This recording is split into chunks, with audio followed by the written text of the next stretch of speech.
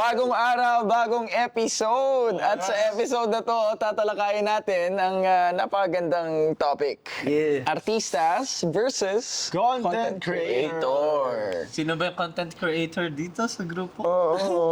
Pero bago ang lahat, ayan, pakilala muna tayo. Ako po si Brent Valdez, ang inyong Kuya Gen Z.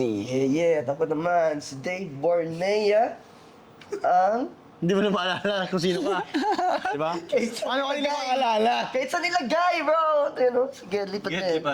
Yes. Ako, si J.R. Cilia, taga Laguna. This is Nico, ang inyong non-spy friend. And simulan na natin to. Yeah. Simulan na natin. Simulan Okay. muna. Siyempre dun tayo magsisimula sa kung saan tayo nag-start. Lahat tayo kung anong nauna natin ginawa. So, pag-artista. Pag-aartista. Sabi no, bakit ba tayo nandito ngayon? Kasi may calling, iba't iba yung naging journey.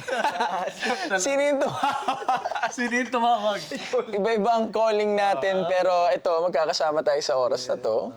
Well, ano ba ang difference ng artista versus content creator? Ako, for me, spelling. Ang layo eh. Ang lalaman pa. Artista. Content creator. Malayo talaga. Spelling-wise, no? Sa mga natanungan ko ng mga nag-hybrid din, na nag-artista, nag-content creator, yung time difference talaga. Time difference. Malaking difference ang sa pag-artista kasi minsan hindi mo alam yung haba ng taping mo. And yung waiting time. Sa content creators naman daw, meron kasing shoot para sa content mo na 2 hours lang. Tapos ka na. Tapos, hindi mo kailangan mag-antay ng next na salang mo. Sa paggawa ng content. Okay. Parang ganito, yung ginagawa natin. Di ba? Ito, dire-diretso lang, di ba? Pag ikaw talaga may hawak. Talaga, pag meron ka talagang isang par-schedule, bro, na parang nilalaan mo na yung buong araw. Oo, kadalasan ganun. Oo, kadalasan. Medyo time-intensive siya. Depende naman sa scope of work ng Yes, artistas, isa pa di ba? yun. If let's say, if you're an actor sa teleseries or movies, automatic na isang buong araw ang bubunuin mo. But I believe, no, this is just in the Philippine setting. Kasi I've been hearing stories sa, let's say, if they shoot sa ibang bansa, sa Hollywood, very, strict sa time. And wala kami sinusunod dyan, nila lahat. Sabi mo, Brent, labas po kami dyan. Hindi, magkaiba naman kasi. Magkaiba yung ways ng ibang bansa sa ways natin dito sa Philippines. So, Pero hindi, na-experience din sa ibang bansa. Try mo na. Hindi, baka may iba lang nga silang diskarte sa mga taping nila. Kaya ganun. Ikaw, anong experience mo ba sa pag-artista and sa pagko-content creator? pag-aartista, ilang taon na rin, mag-iisang dekada na sa... Talaga? Oo, mag-iisang dekada na. Tayo, bro! Tayo! Isang dekada na tayo, bro! Dekada na tayo, man. Oh. Hindi kasi I think way before I joined GMA, Saan na tayong... way before I joined Naglulukuhan. Way before I joined GMA, nag-ABS muna ako as a talent. As a talent. Oo. Yung mga 3 years siguro. Ano ginawa mo? Anong project? Ganap. Pinakauna, palabas ni Bea Alonzo. Ito yung kasama niya si Paolo Avellino. I recall, excited pa ako noon kasi yung nag-cast sa akin, meron akong kaklase nung high school and yung tito niya nagpapasok ng mga talent. So sabi ko, ito na. And then when they gave me the project, akala ko yun na yun. Akala ko, ito na yung simula. Pagkadating sa set, lalakad lang pala ako sa likod ng artista. Lalakad lang pala ako sa likod ng artista kapag meron silang mga scene, yung mga, yung part na yun kasi, parang school scene eh. So lalakad ka sa likod para pang fillers, pang fill in ng mga, ng background. Hindi, anong lakad ka nun? Lakad ako. Ano suot mo nun? Ang school uniform. Tapos talagang ginagalingan ko yung paglakad ko noon, pre. Talagang ibibigay ko lahat, ganon. One time, yung scene na to ay sa court, basketball court. Eh di naglalakad lang, parang naglabasan yung mga estudyante. Basa yung daan, yung floor. Nadulas ako. Uy. Nadulas, talagang gumanyan. Pinaghandaan niya yung paglakad niya. Naganda pa siya nila. Pero dahil ako ay beat player, talagang walang pakialam. Madulas ka, bahala ka dyan. Oo, pre, talagang tumatak yun sa akin kasi sakit ng puwet ko nun. Pero mali mo, doon ka na-discover ng director. Ang galing tong batang to. Yun yung mga pinagdaanan ko na, hindi pala ibig sabihin mag-artista ka, magta-talent ka. Yun ka na agad. Hindi pala, may pagdadaanan ka talagang mga steps. And in my case, yun nga, dun sa 3 years na yun, naging talent ako for 3 years. And at one point, yun nga, binigyan ako ng, I recall, one morning, sabi nila, sinong gusto mag-lines dito? Eh di ako, bibong-bibo. Ako po, ganyan. Eh di binigay ngayon yung script. Ang haba ng script. Ang karap ko si Bea at si Paolo, yung scene is, ikakasal ko sila sa parang student fair. Ganon.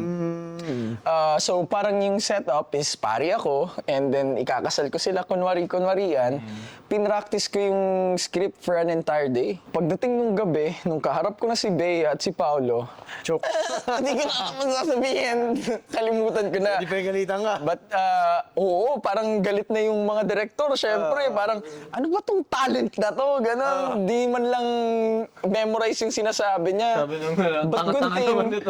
thing si Bea, memorize niya yung lines. Binabato niya sa akin. bro. Oo, binabato niya sa akin. Hindi ko makakalimutan Tapos yun. nag-cover kayo ulit. Nag-cover kami ulit. Ngayon, fast Kinuwento mo forward. sa kanya yun. Kinuwento ko sa kanya. Naalala ba niya? Naalala niya. Oo? Naalala niya. Solid. So yun, 3 years into being a bit player, sabi ko parang walang lumiliwanag na sikat na ng araw sa akin dito sa isang network. So yun na, nag-GMA na ako. And then from there, hindi pa dun tapos. Talagang gano'n, no? Marami rin nahihirapan sa mga maliliit na roles sa talents. Yung mga lakad-lakad. Marami rin nahihirapan. Kasi siguro sa kaba. First time nila magawa. Hindi may tayo nga eh. Paano pa sila, di ba? Pero bro, malaki respeto natin Oo sa naman. mga... Sila, Kasi, yeah. Kahit anong role yan, kahit beat player, ano yan. When it comes sa taping, napakalaki niyan. Mismo. Sila lang story eh. Napakalaki nga. Kasama talaga yan lahat. Mismo. At hindi biro yung pinagdaanan ko sa pagiging beat player. Isipin mo, babiyahe ka from Cavite to Quezon City to anywhere. Commute ka, tapos naalala ko noon, alas 6 ka kinall time, wala pang Eddie Garcia law noon that time. 6 a.m. ka kinall time, 6 a.m. ka rin lalabas. Kala ko 6 AM ka rin kukunan. Hindi naman. Pero may ganun may mga akong ganun experience. So 6 a.m. pag pauwi mo, sakto rush hour na, tiklop talaga pagdating mo sa MRT. Oo. Halos mamatay-matay ka na. Buti na lang bata pa ako noon kasi punong-puno pa ng energy. Eh kung ngayon yun, huwag na lang. ano, munda artista, lumabas kang mandirigma. Mismo. And then, yun nga, mahabang story yung pagiging artista, which I love and hindi ko pinagsisihan na pinili ko tong path na to, no? And then, during those times when I'm an artista already, I have several friends from the other side naman of, it's still the same industry, but sila naman ay mga content creator. So, sabi ko, meron palang difference kasi nga yung content creator, mostly they're freelancers. Meaning walang naka-bind sa kanila na contract na dito ka lang. And then they can do basically everything. They can collaborate with everyone, they can do these projects with brands. And then yun, sabi ko, meron palang ibang world pa aside from the traditional television industry.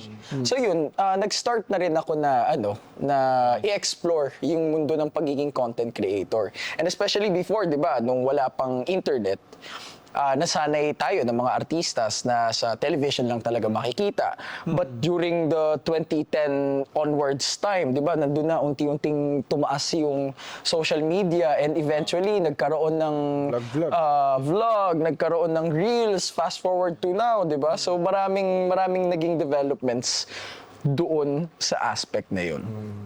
Ikaw, Nikki. So, nakalagay na sa Instagram mo, actor/content creator. Parang ganun. Diba? Kasi we create content, especially this content.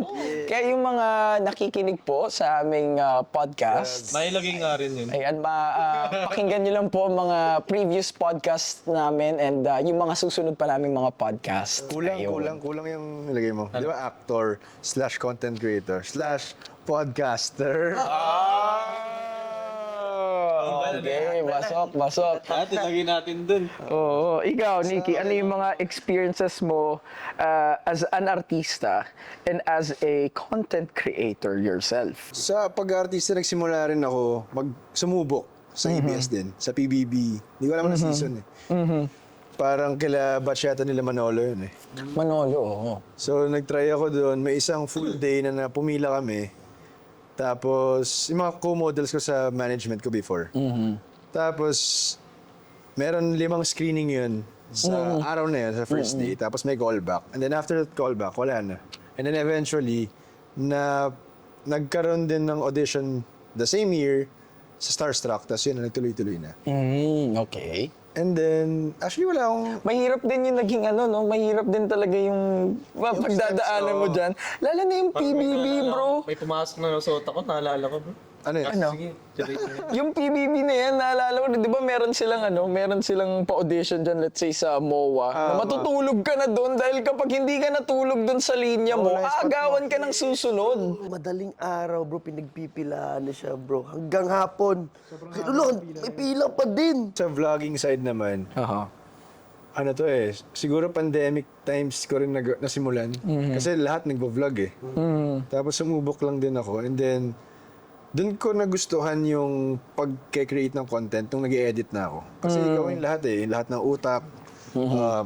Back-end ikaw mag-edit, ikaw mag-iisip ng script mo, ng flow, Agree. ng pag-iilaw mo, kung saan tatapat yung, yung background mo, setup ng camera, lahat ikaw eh. So, Basically, parang one-man team ka Oo, by yourself production ka by yourself. when you're Tapos- starting as a content creator. tapos parang ano lang, ang saya lang makita yung sarili mo nag-grow ka sa ganong side. Parang meron ka palang ganong creative side. Tapos eventually matutuwa ka kasi makikita mo na may nararating yung content mo. Parang may mga nanonood pala sa akin. May natutuwa. Tapos may share ka pa rin na knowledge mo, na may nakaka-relate, tsaka natututunan from you. Tapos eventually, doon na pumapasok yung mga brands. Tapos, kumikita ka na rin sa ones na passionate ka lang, na gusto mo lang gawin. So parang rewarding din yung feeling ng pagiging content creator. Pero syempre may mga cons din naman tayo dyan. Hindi lahat ng contents mo gugustuhin ng tao. At hindi lahat ng contents mo magva-viral, magte-trending. Pero it's part of the process. Hindi naman lahat siguradong 100% sa magiging successful. I believe that being an artista is also synonymous to being a content creator as well. Yeah, Because yung foundation na naituro sa atin ng pagiging artista, nung tinry na rin natin i-explore yung mundo ng content creation, na-apply din natin. nadala Both natin. ways, di ba? Yes. Yung let's say, professionalism, paano ba ginagawa itong mga little things na to, di ba? Pagharap sa camera, camera, di ba? Importante yan. Oo. Paano ka magsasalita? Paano mo ibibigay yung mga ganito? Parang ito ang ginagawa natin ngayon. Yung diba? timing ba? Oo. Paano babato yung script mo? I was able to have this conversation with several content creators and they admitted na talagang at one point in time, mauubusan ka talaga ng content. Kahit anong diin mo, mauubusan Sa ka. maraming gumagawa na ng contents. Ayun. Parang umuulit na. Parang ayaw mo rin Pero sila gayahin. nagugustuhan pa rin ng ibang tao. Meron hindi. Ganun ba rin yan? It's I think creating a content is constantly evolving. Oo. So, merong mga content na seasonal. Kunwari, yung mga trend, viral trending content. Yeah. Meron namang evergreen content na informative. May iba't iba yung klase talaga. So, I think if you want to be a content creator or an artista, kailangan mo hanapin kung ano yung Niche mo. nagpapasaya sa'yo. Yung niche mo. Niche mo Yes. So either you're passionate about it or something you're good at, pwede rin. Kasi minsan magaling ka sa bagay na to pero hindi yan yung kina-enjoyan mo. Pero maraming matututunan sa'yo. Pwede mo rin siyang gamitin. Or pwede rin yung passionate ka sa dancing. Pwede mo i-share sa TikTok, YouTube. Pwede ka magturo ng sayaw. Pwede mo pakita sa tao how happy you are while doing it. And then may inspire yung ibang tao. Yun yung... Ako, mahilig akong matulog. Hindi, ano. Pwedeng content yun. May mga nagla-live na natutulog di ba? Tapos nireregaluhan pa kahit tulog. Bukas, boss, gawin. So let's trickle down everything. Ano nga bang difference ng pagiging artista at pagiging content creator? Artistas. Usually kasi sa pag-artista para sa akin, madalas ikaw lang yung magpa-perform in front of the camera. So you have to be the life sa camera. Pero behind the scenes, sometimes yes, you can contribute sa ideas. Pero mostly meron yung production behind it. So parang ikaw yung muka ng product. I mean, you're the product. Tapos meron kang team to help you deliver what needs to be delivered. Pero ikaw yung mismong magsasabi na ito pala. Ikaw yung end process. Ikaw yung byproduct of everyone's effort and work, no? Whereas in content creating, ikaw yung lahat. So, malaki din yung requirement para sa'yo, energy-wise, utak-wise, passion-wise. Kasi draining yun eh. May once din nung nag-vlog ako, tumigil ako kasi ang hirap mag-edit. Lalo na kapag maarte ka pa dun sa pag-edit mo, gusto mo lahat pasok yung mga sound effects, yung transitions, tapos nung time na yun gusto ko pa may subtitle, tinan ko pa lahat isa-isa. Pero ang hirap na, no? Tapos Kainin isip talaga ka pa oras, ng... bro. Tapos pag vlogging pa, kailangan mo ng intro and extra, usually yun yung catchy eh. Pag narinig nila to, ay alam ko si Nikki na yan. Then meron agad hook yun. Kasi importante agad sa first few seconds. Lalo na ngayon, meron ng shorts, reels. Ang attention span ng mga tao, dapat daw first 3 seconds, hook na yung tao. Hook ka na. Pag wala sa first 3 seconds, next ka Swipe. na. Super dali lang, diba? Isa pa yun sa loss mo sa content creator. Parang, ang sakit naman nun, nagtrabaho ako ng 1-minute video, 3 seconds na pinanood mo sa akin. Pero lagi ko nakikita si Nikki sa TikTok eh. Sa TikTok, no? Malakas sa TikTok. Lagi kada swipe ko. Eh, friend mo ako dun eh. Nasa friends At saka siya yung pinafollow. Ikaw lang kasi pinafollow ko sa TikTok. Okay, ano ang tingin niyo sa difference na? Parang sa grupo natin, parang mas nakikitaan ko ng ganap na ganap yung pagiging content creator ni Nikki talaga. Makikita mo yung development, Oo. makikita mo yung pinindigan niya talaga. Tama yun. Yeah, bro, props sa'yo. Na-inspire ako sa'yo, bro. Kailangan natin makakain 3 times. Nakita ko nga, Oo, bro. nag 5K kilometer run, di ba? Oo. Sabi ko, parang 5K, sabi niya, 5K. Parang di napagod to si Nikki. Siguro bang tumakbo to ng 5K? Video lang yun. Sabi pero grabe no. Pwede mong gawing content talaga. Pwede. Lahat. Basically everything, no? Kahit anong gawin mo, like, ano no? Open sa lahat talaga. Open sa lahat. Ngayon sa day and age na to na nandiyan na yung phone, malilinaw na yung cameras ng phone natin and napakadali na lang mag-share ng content online. So, ganun siya. So may mga auto Wait editing lang, na, gusto ko diba? rin props din tara kay Brent. Yung mga quality videos din, bro. Kay Brent. Brent na. Oo, sabi ko. So pwede no, nag-i-invest meron na ba tayong tong mga to? videographer. Ang Meron na gagaling tayong, naman. content Oo, gagaling naman. Kaya ulit sa inyo, man. Galing. Thank you. At sana, ma-inspire natin ng mga aspiring content creators also. Oo. And those who wants to be an artista. Which leads me, ang difference for me ng artista and content creator is that yung mga artista, meron ng proven formula that was created for artistas alone by the television networks or the traditional media, let's say. Ito yung na nila na master na ng mga TV networks for years now. And yung doon naman sa, let's say, dito sa mga artistas, meron tayong script, which nakikita rin naman sa mga content creators.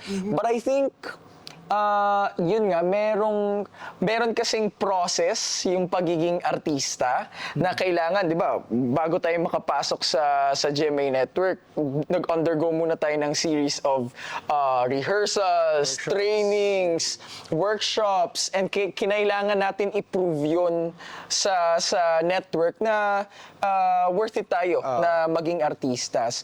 Whereas, as a content creator, pwede ka kasing sumikat overnight. Yeah. Let's say if you produce a content tonight, tapos biglang nag-hit ka na tomorrow, nag-reach siya ng millions of views, automatic, you're a content creator. Yun lang, nasa power na yun ng content creator na yun kung paano niya mapapagpatuloy yung paggawa ng content. Whereas artistas, let's say, depende sa contract mo kung gaano katagal ang kontrata mo, pipilitin ka ng networks to really do the work. Sila na yung bahala sa'yo. And let's say, for example, sa ating mga artistas, meron tayong handlers, meron tayong managers, sila ang in charge on looking for projects for us. The handlers naman on the other hand, sila naman yung bahala dun sa schedules, sa pag-message ng mga brands and point person sa kung ano-anong project. Whereas sa content creator also, parang hindi pa siya ganun ka-standardized, and there are several let's say agencies who handles influencers, just like Blogapalooza. Or kapag ikaw ay freelance naman, mahirap talagang, just like what you said, mahirap talagang pagsabay-sabayin yun. Depende kung ikaw ay bagong content creator pa lang, or if you're a big-scale content creator, it depends really.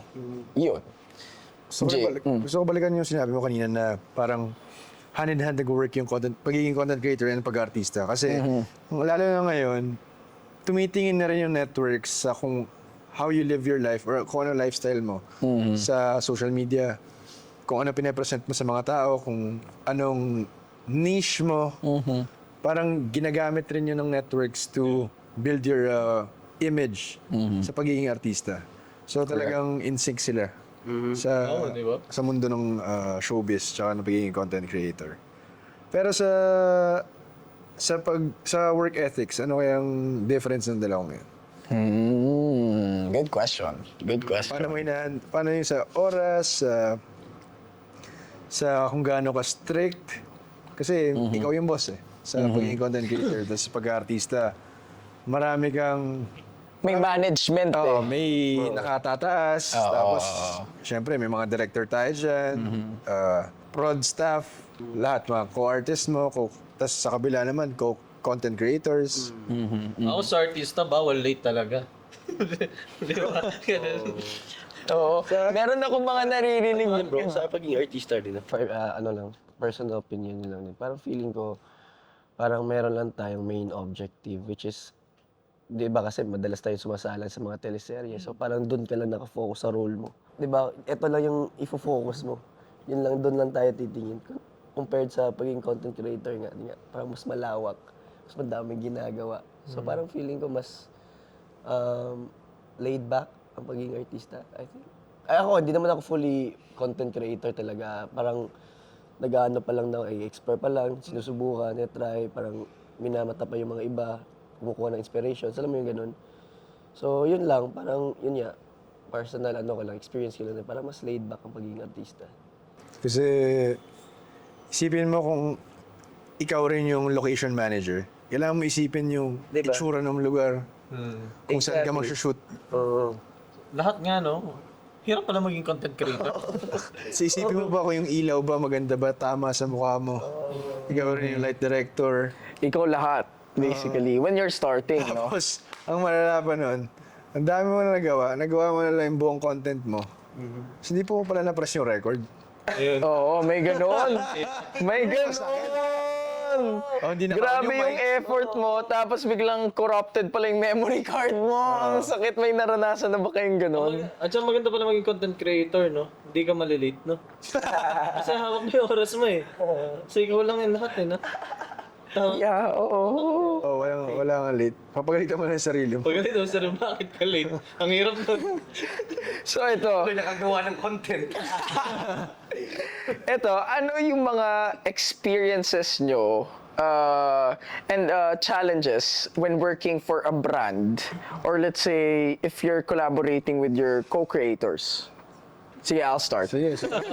Parang naisip mo na eh. Feeling ko Sorry. Experiences. I think most of my collaboration work with brands, no, palaging seamless.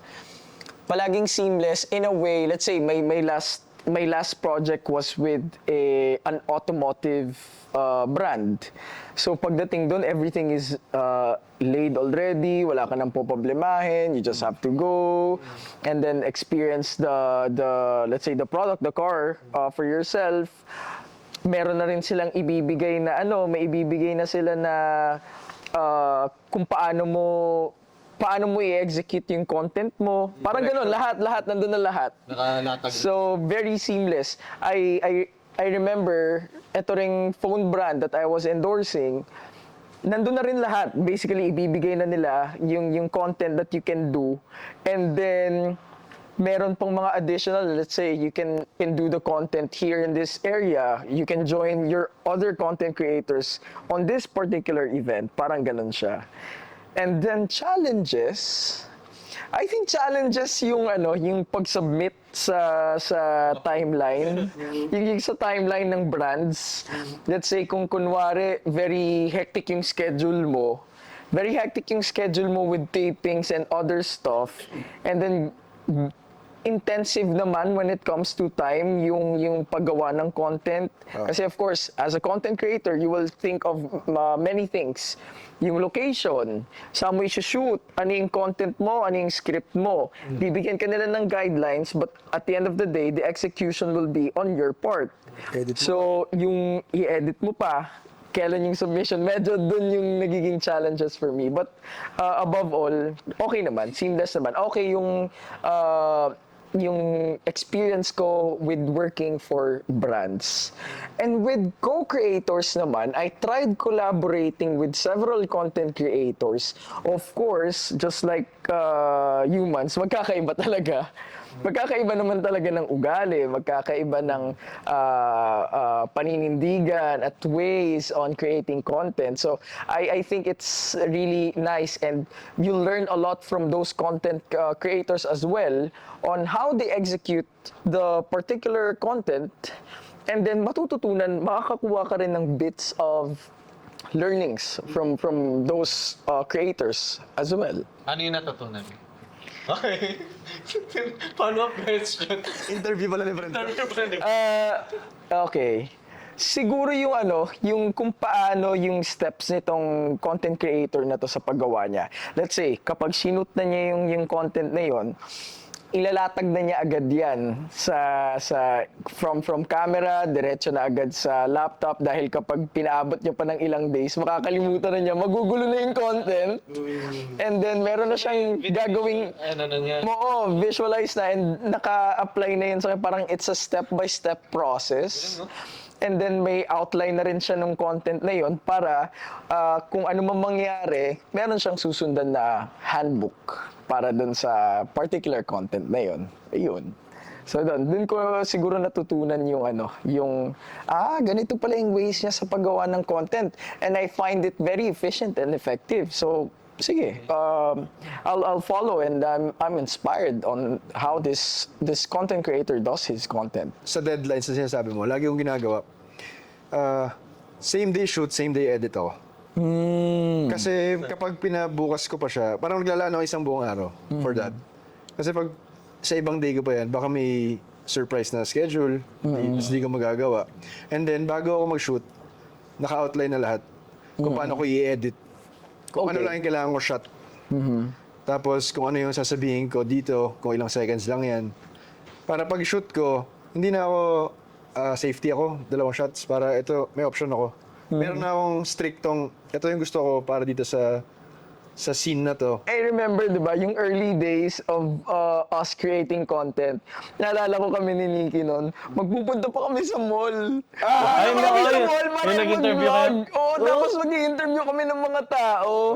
Tapos syempre, yung expectation mo, ibang-iba talaga yung reality niya na yung mga tao, paano po ang ginagawa niyo? Bakit niyo kami tinatanong? And then, Kailan to? matagal na years ago, bro. punta kami Mga sa 4 SM North. years ago. Parang 5. kakasimula pa lang ng pandemic? vlogging. Pre-pandemic. Pandemic. Oo. Nasa ano kami, sa may LRT para maraming tao lumalabas. Tapos magtatanong lang kami randomly. Miss, pwede ba akong masama sa vlog namin? May iba na game, may iba naman na yan, ganun. But then, you know, marami talaga from that moment, yung early stage of us creating content up to today, na lahat ng learnings na yon naka-apply na. Very maganda na hindi tayo tumigil, really. Masarap din na napagdaanan mo yung ganung proseso. Talaga lalabas ka, ikaw mong shoot, tapos naalala ko pa yung nag-shoot tayo, nagsimula tayo sa loob ng mall eh. Tapos pinagbawalan tayo ng guard. So, ang ending, sa labas na Sa tayo labas interview. na, oo. Okay din yung mga ganung experience. Sa co-creators naman, may one time nakipag-collab ako, pero acting din kasi yun. So parang artista rin yung pakiramdam ganun. Kasama si Cristel Fulgar tsaka si Benedicua. Okay. Pero acting kasi yung in-invite nila sa akin na content. So gumawa kami ng mga scenes. So parang taping din siya. Pero hindi siya as alaga as Like artista. sa set ng pag-aartista sa mga teleserye. Kasi Parang free-flowing, ganun. kasi ang production sa mga co-content creators is parang nagko-collab lang kayo. So, preparation sa damit, sa makeup mo, parang ikaw na yun. Tapos, syempre, acting ka rin. Tapos, after, banding kayo. Hindi naman yung sa set may sarili kayong makeup artist, sarili kayong taga-ayos ng buhok, ng damit, may wardrobe. So, iba rin. Kumbaga sa television term, parang skeletal production eh. Kasi magkaiba siya eh. Pag, kunwari, the traditional media, the television, merong people who does the, let's say, the grip, the lighting, magkakaibang tao yun sa bawat sinong in charge sa audio, sinong in charge sa script, lahat. Kompleto. Siguro mga 50 na staff and crew. Ang bumubuo sa isang television show. Or more than. Sometimes 100 or more. Ganon siya. When it comes to content creation naman, Minsan, dalawa lang kayo. kayo lang. Okay na yun. Di ba? Sir, camera lang talaga. No? Oh, Jay. Magandang ilaw. Nakapag-work na rin ng mga isa brands, di ba? Oo, experiences niyo with brands. So far, bro, tinitignan ko lang din yung mga ginagawa na intro. Kung baga, Hanap ka rin ng inspiration. Hanap ka rin ng Inspiration. inspiration lang. Pero yun nga, parang ngayon, kasi nga, na-inspire din ako sa mga work nyo. Kasi nakikita mo din na nanggagaling din sa kanila yung creativity. Parang gano'n. Parang okay, subukan naman natin i-explore ng ganito. Pero kaya ngayon bro, yun nga, nitong umattend ako ng event ng Crocs tayo. Hindi pa nga Sayang wala ako niyan, Hindi pa pero nga ako masyadong nakapag... ang dami Sobrang kong saya, bro. nabalitaan dun Parang talagang ano saya nun. Parang ang saya nung event ng Crocs Parang na pero yun, yung bro. maganda yung kwento na yun eh. Huwag na, Hindi ko lalayo tayo bro. Oo. Maraming content creators that time, no? Grabe. Actually, bro, Ganda ng event, bro. nag-observe lang talaga ako doon bro kung paano gumawa ng mga content. Yung iba meron pa silang kasamang bro, Videographer. videographer, may nag-e-effort din, bro. Angas din So yun, parang kukuha ko lang talaga ako ng inputs bro, ng mga ideas lang din talaga. And looking forward na gumawa tayo ng makagawa ako ng mga quality contents, ganyan. Yeah. So yun siya, bro. Actually, marami na rin content creators na nagtuturo how to make contents. Correct, yes. Tapos, depende na lang sa'yo kung gaano kalalim yung gusto mong matutunan sa pag-edit. Dami ko rin malaki na rin yung growth ko sa pag-edit kasi nahilig din ako sa mga how to edit a video, kung paano yung mga transitions, tapos yung mga keyframes, whatever. Maraming mga terms na dami ko na natutunan. Sobrang dami pa kailangan din matutunan after nun. Tsaka, you can use whatever device you have right now. Pero Yes. maganda rin in the future na mag-invest ka sa Oo. devices kasi matataas din yung quality. Parang in layman's term, kung kunwari, whatever you have, paano ba to? Parang kung ang kumot ay, ano nga ulit yun? Anong term? Maiksi. Kung ang Matutong kumot, bumaluktot. matutong bumaluktot. So, kunwari, if you really want to be a content creator, you have your phone, start. Yeah. Kasi eventually, matagal yung process nung pag-grow talaga eh. Malalaman mo yan through experiences, through time. So I recall when I started the vlog, I have an Android phone years ago, 7 years ago when we were doing One Up. Tapos eventually nung nakaluwag-luwag na, nakabili ng second, segundo mano na flip na Canon Digicam. Oo. Diba nung nagko-concert tayo, mga ganyan. Nadadala ko na siya. Yung second hand na camera na yun, konti lang yung battery. So pupunta pa ako ng, saan nga ba yung bilihan ng camera? Sa Hidalgo. Hidalgo! Yan! Bumili ako sa Hidalgo nung additional battery pack para dun sa Canon na yon. Tapos yung laptop ko pa nun, yung hindi siya yung pinakamaraming core, pinakamataas na gig. Talagang magtiis ka kung anong meron. Pag uminto, Pag naglag yun, hindi na save. Patay ka! Tapos na. isa pa yun sa pag-edit, bumibilis yung trabaho mo kapag nakakasabay yung computer mo o yung cellphone mo sa pag-edit. But dun nga, again, sa mga aspiring na content creators, with what you have, start from there. Start from there. And then eventually, matututunan nyo talaga yan. It's a step-by-step process eh. Hindi mo siya pwedeng skip. Ganon. Merong iba, of course, siniswerte when they have the resources. But, if you really want to do it, might as well do it. Because, kuwari, let's say, for example, I know someone, sabi niya, magsa-start ako mag-content creation kapag nakabili na ako ng magandang camera. Di nakabili ng magandang camera, nag-start mag-content. Na-realize niya, ayaw niya mag-content, di sayang. Diba? So, kapain niyo muna. And then, eventually, you'll get the gist. Yung mga inspo nyo kapag sa mga making contents? Nung bro, nung nag-start ako mag-vlog, nakapanood ako ng video ni Will Dasovich. Ayo, isa na favorite ko si Will. Si Will Dasovich, parang random lang, YouTube video. Sabi ko, grabe, sobrang sobrang taas ng energy niya kapag nagko-content siya. Tapos kinikwento niya lang yung buhay niya, day to day.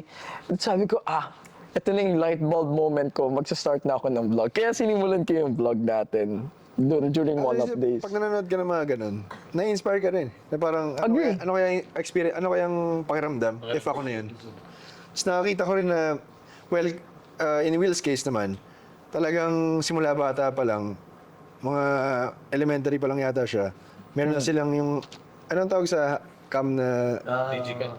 yung nalagyan mo ba, video cam?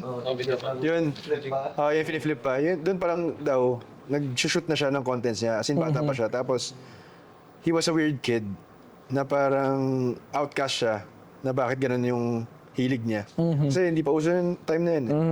Tapos eventually, passion niya pala yun. Nagtuloy-tuloy. So talagang pinanganak si Will for that. Kasi I think parang vlog started, before vlog, there's vlogs. Yeah. And then basically yung vlog is video log. So ganun lang siya. It's a story na hindi na through text but through videos. Parang ngayon, yung podcasting, di ba, una sa audio. And then ngayon, may video form na. May video form na, di ba? Nag-evolve. Ano ba yung content creation process na pwede niyong maibahagi? Kuwari ikaw, when you do your dance steps, how do you do it? Dave, ano yung mga prosesong pinagdadaanan mo na pwede mong ma-share sa ating mga listeners? If you were to make a video about dancing, paano mo siya i-create? May parang, first segment, ito muna yung ituturo ko na step. Tapos, i-execute ko first, and then kayo naman mag-execute. Tapos, second segment, ito naman yung susunod na, parang gano'n, hinihimay-himay ko siya. And, pag pag naturo na yung buong choreography, then, lahat ng mga students ay magpe-perform, parang ganun. So, yung, Kasi sumayaw kayo dyan. sayo kayo dyan. And sometimes you can, wala namang, mahirap naman talaga na mag-come up ng sarili mong di ba, ng sarili mong steps. Or sarili mong video or dance na pwedeng maging trend, di ba? So most of the times we get inspirations from others as well, di ba? Mga nauna sa atin. Ikaw ba, Jay? Paano ang Ano process experience mo? sa Oo. process mo? Di talaga ako gumagawa ng contents. Parang mahina ako sa mga ganyan. Like yung, lalo na yung editing. Pero na-try ko kasi once na mag-edit ng, parang trinay ko lang. Nung pandemic nga. Kasi wala akong ginagawa. But bro, I believe you've been doing live stream, di ba? So that's another content. No. Hindi, live stream ng, wala lang, nagla-live Oh, sa, that's content also. It's hard for some. Talaga? Yes. like Hindi parang lahat nakikipag-usap ka lang, like, Oh, that's content by itself. yeah, pero na-try ko lang yung, parang nag-vlog ako nung pandemic nga, kasi nahilig ako sa pagbabike. Pero ang ginagawa ko lang nun, video lang ako. Wala ako ng mga video. Kasi yung phone ko pa nun, di pa maganda yung quality ng camera. Video. And then sa TikTok, meron dun yung parang pag-clinic mo lahat. Parang nag-automatic na, Tapos mag-voice over. Automatic na yan, niya. Basta minumute ko lang yun. Tapos mag-voice over ko. At ngayon, nagpunta ako dito sa... That's content creation process. Sabi nga nila, work smart, not Yun nga. hard. Nung napanood ng mga maganda yun yung meron mga nagko-comment. Nakakatuwa nga. Pero Baka yun- after nun, hindi ko na nasundan. Malay mo Wala yun. na. Pero gusto ko matutunan talaga. Like yung kung paano ba mag-edit ng video, mga ganyan. Paano Kaya gumawa- tayo na parang Perfect. na procrastinate or something na hinder sa atin. No? Kasi nga, iniisip natin yung hassle, ang daming gagawin. Ganun. Tapos minsan pag nandun ka na, ginagawa mo na siya, parang yun nga, yung creativity juice mo nawawala, anong yan ako dito, ano mo yun? Or Parang minsan- dami masyadong or iniisip. minsan, or gusto mo ng ganitong quality na ito yung gustong klaseng transition. Yeah. Pero paano ko naman gagawin to? Hindi ko magawa. Hindi ko magawa. Paano ba? Ano Saan pa ba? rin ginagawa nila? Walang gano'n. Saka, hindi, iniisip mo pa na, may manonood ba na ito? Mag-trend ba to? Doon na-realize na mahirap pala talaga maging isang content creator. Oh, respect As in, sa kanila. mahirap. Same as sa pag-artista. Mahirap din. So, May proseso talaga siyang Oo, may ano pagdadaanan. eh. And, at this day of age, marami tayong pwedeng matutunan just by, scrolling through YouTube or TikTok. Or let's say, for example, I attended this webinar. It's a Spotify masterclass about how you will do your own podcast show. Yeah. So may mga ganong types of shows, informative classes wherein you can learn so much. You can take an entire master class about something that you want. Ganon siya eh. So, uy, shoutout kay Sir Philip. maraming Philip of Spotify. right. Tsaka, actually, hindi mo kailangan sumali ng mga ibang masterclasses. Kasi yung ibang masterclasses, aminin natin yung iba, mahal. Yeah. Correct. Hindi naman lahat afford ang classes. Correct. And marami na rin creators and mentors na nagsishare ng knowledge nila na libre. Na libre. Sa Right. YouTube. Sa TikTok. Sa TikTok, yung mga super short na tutorial, sobrang helpful. Ang kailangan mo na lang, panoorin yun. Kasi minsan tayo, wala tayong... Panoorin at manood i-apply. Kasi stop lang sa panoorin. Apply. Oren lang. Uy, ganda na ito. Save. Sabi nga nila, di ba? 1 week, 2 weeks. Ilang araw. Parang nakaka-relate ako ha. Kunwari may makikita akong trend sa Instagram. Uy, gagayahin ko to. Sige, save. Save sa Makalipas ang isang buwan. Wala na yung trend. Tapos na. Isa pa, tungkol sa sayaw. May trending na sayaw. Ay, ganda na ito. Gagawin ko to. May bago ng trend. Hindi mo pa nagagawa. So, kailangan it takes takes guts, really. It takes preparation, right execution, and then kailangan mo siyang isustain. At kapag dumating na yung time na, teka, tinatamad na ako, not every day, ganado ka at punong-puno ka ng fire to create a content. Ilaban mo lang, isipin mo na kapag tumigil ka na ngayon, masasayang yung streak mo of creating a content. And there are, let's say, for example, what I can share as a content creator, as an artista and a content creator is that pwedeng, let's say, di ba, mahilig tayong kumuha ng photos or videos. I-ano lang natin siya, i-categorize lang natin into one folder. Kahit sa phone lang natin. Kunwari, November posting, meron kang sets of photos, 3 photo na kumakain ka. That's one content already. And then you can schedule it. There are features sa Instagram or Facebook wherein you can schedule posts. Second, you can use third-party apps na pwede kang mag-schedule across ibang social media platforms. And then yun lang, categorize mo lang siya and then mag-ipon ka lang ng mag-ipon ng content, gawan mo lang ng story and then find inspirations from other content creators. And you know, easy said but ang hirap din talaga niyang gawin. Two things. Consistency and discipline. Agree. Don't work based on your emotions. And don't move based on your emotions. Kasi kapag inuna mo yun, parang, wala ako sa mood ngayon. Kaya gumalaw, dito lang ako, higa lang ako, Netflix lang ako. Wala mangyayari sa'yo. Pero kapag gumising ka na hindi mo iisipin, kahit na pagod ako, malungkot ako, pero gagawin ko pa rin. May mararating yung pagiging consistent mo sa paggawa ng content eh. May manood man o walang manood, tumuloy ka lang. Yes. May productivity ka sa sarili mo. Nag-grow ka kasi baka may natutunan ka dun sa process ng paggawa mo ng content. Tapos, nagawa mo siya. The fact na nagawa mo siya, it's an achievement. It's a little success. May victory ka nagawa. So, eventually, magpa-pile up yan. Isang video lang and then that's it. And that will make you what? A social media star.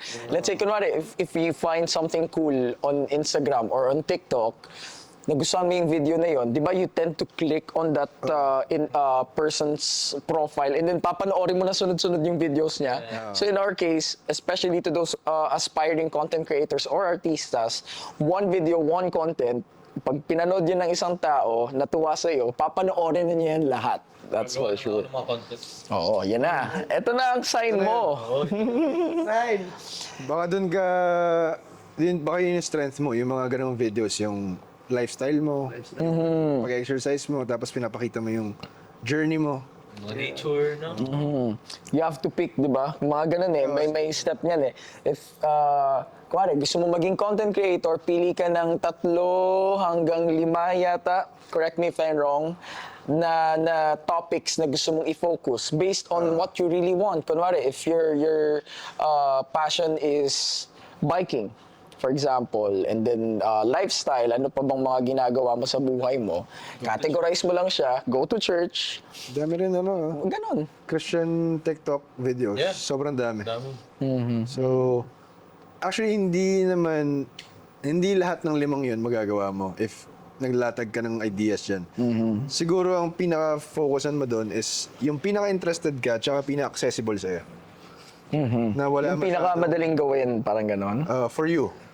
Kasi kung ano yung meron ka muna na pwede mo agad gawa ng content, start there. Kasi minsan, itong araw na to, makukuha ko itong ganitong bagay, doon ako mag-start.